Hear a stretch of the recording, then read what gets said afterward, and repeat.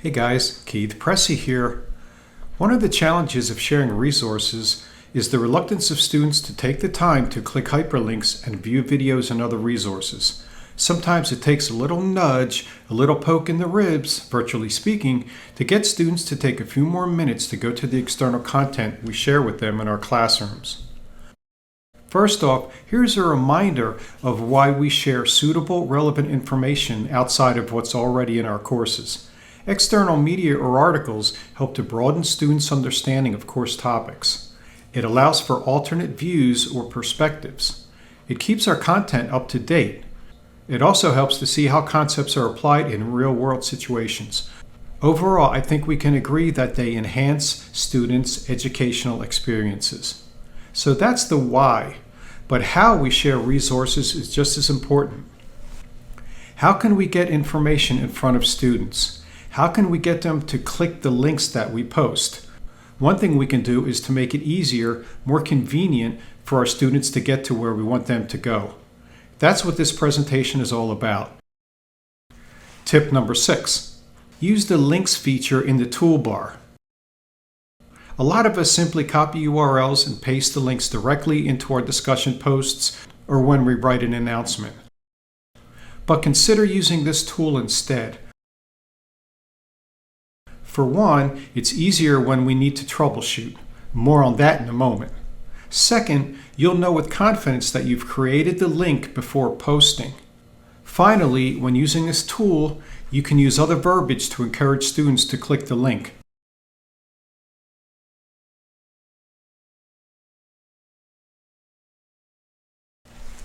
Tip number 5, review all shared resources in their entirety before posting.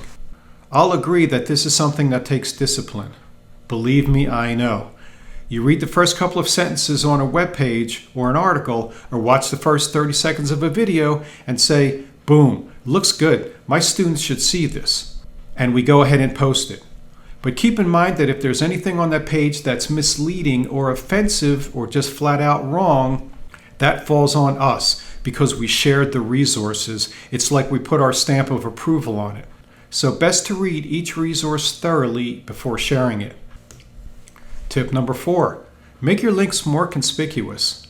Live links in discussion and announcement posts are a little too subtle, so they don't really stand out. It's very easy to miss these links if students are casually scrolling through discussions or skimming just a little too quickly through our announcements. But we need these links to stand out, to grab students' attention and get them curious enough to visit the web page or to view our attachments. So recently I started emphasizing my links by first selecting the link and then changing the color, bolding it, and even increasing the font size. Now it's a whole lot easier for students to see. Tip number 3, check your links after you post them.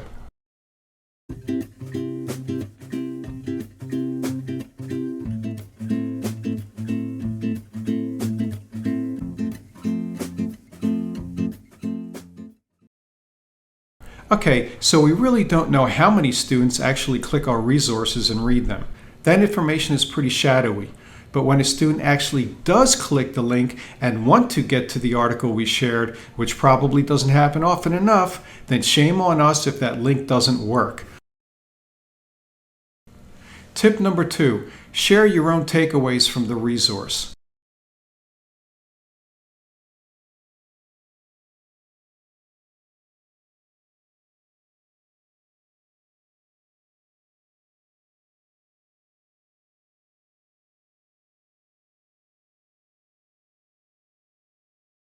Show your students that you actually read the article or viewed the video yourself. That gives us more credibility and encourages students to go to the resource and share their own takeaways. That engages the class and can lead to some very enlightening and energetic conversations with our students.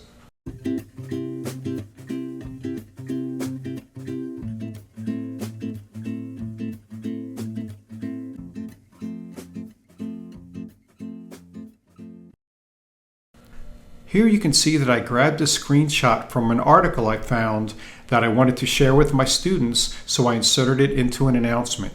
I highlighted some areas from the article and explained to my students why those areas were important to me. Many of my students have replied to this particular announcement, sharing their own ways to avoid writer's block. This has been one of my most popular announcements. That may have been because I put the article in front of my students via the screenshot, or because I highlighted these areas, or because I gave my own perspective of the topic, or because the topic was relevant and interesting.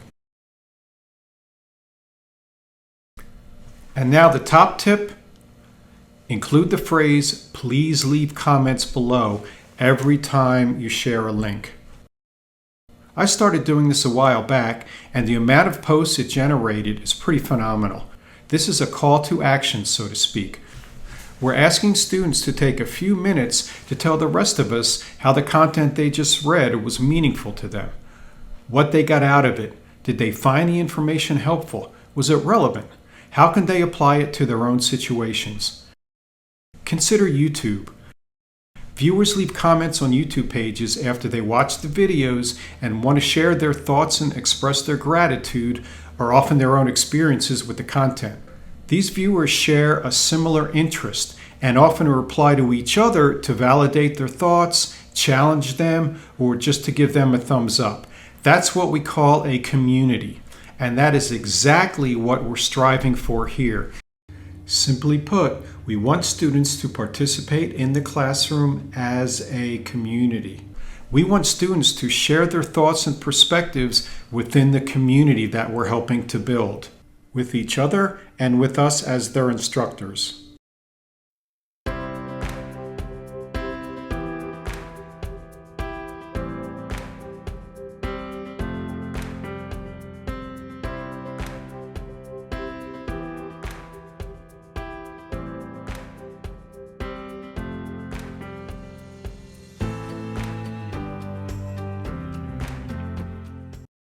If you found this information useful, please send us your comments.